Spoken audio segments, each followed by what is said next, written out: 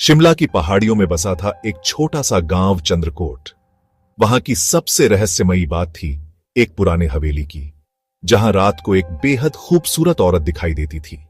लंबे बाल, चमकती आंखें और ऐसा रूप जिसे देखकर कोई भी मंत्रमुग्ध हो जाए।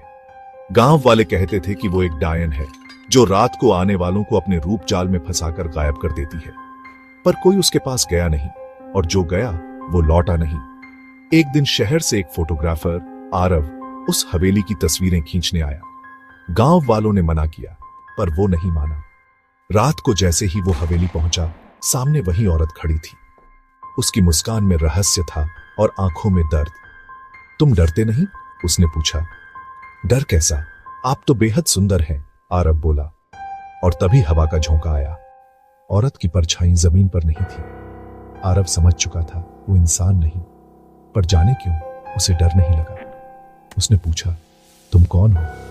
डायन ने कहा, कभी मैं भी इंसान थी, प्रेम में धोखा मिला और इसी हवेली में मेरी आत्मा कैद हो गई। जो सच्चे दिल से मेरा दुख समझे वही मुझे मुक्ति दे सकता है। आरव की आंखों में सच्ची संवेदना थी। कहते हैं उस रात के बाद हवेली से रोशनी आती है, पर अब कोई चीख नहीं सुनाई देती।